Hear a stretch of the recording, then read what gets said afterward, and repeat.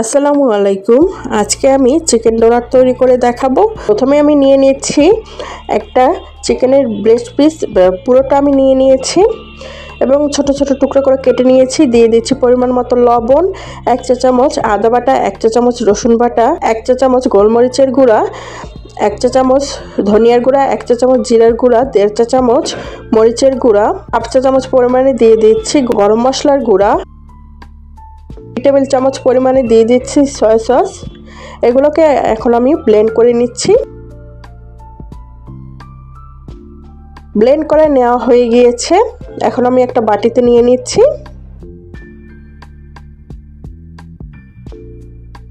এখন আমি দিয়ে দিচ্ছি 1/3 কাপ পেঁয়াজ কুচি, একটা ডিম দিয়ে দিচ্ছি,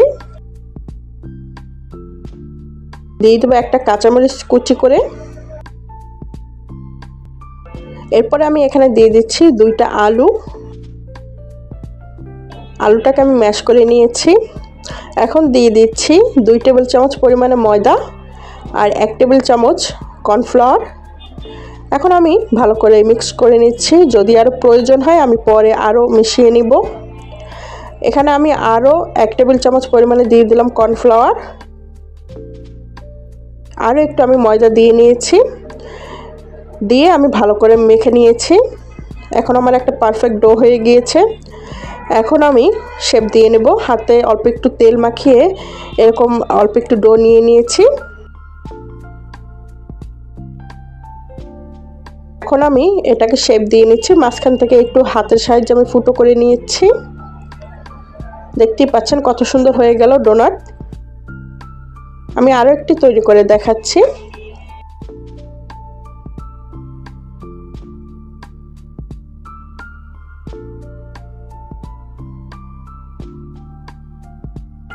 দেখুন আরও একটা তৈরি করা হয়ে গিয়েছে।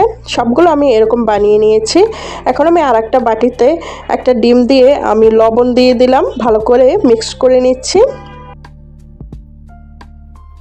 মিক্স করা হয়ে গেলে আমি ডোনাটটা ডিমের মধ্যে চুবিয়ে নিব।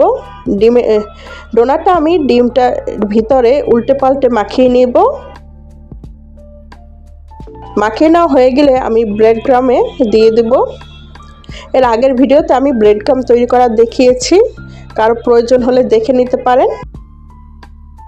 এরকম ব্রেড ক্রামে আমি গড়িয়ে নিচ্ছি, একটা সাইডে রেখে দিচ্ছি। আমি আরও একটি বানিয়ে দেখাচ্ছি।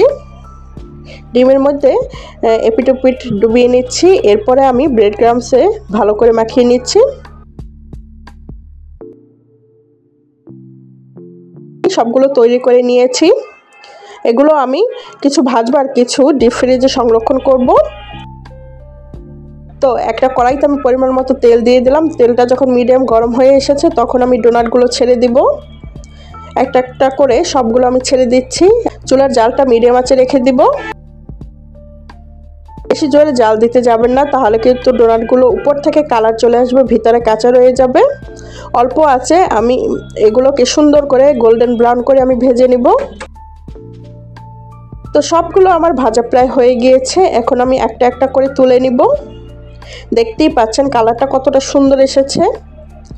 তো আমি একটা একটা করে তুলে নিচ্ছি। আসছে রমজানে আপনারা এটা তৈরি করে নিতে পারেন এবং এগুলো রমজানে উপভোগ করতে পারেন। তো আমি একটা আপনাদেরকে ভেঙে দেখাচ্ছি, খুব ক্লোজলি দেখাচ্ছি। দেখতেই পাচ্ছেন ভিতরটা কত সুন্দর কুক হয়ে গিয়েছে আর খেতেও ভীষণ মজা হয়েছে। আশা করি আজকে আমার এই রেসিপিটা ভালো লেগেছে।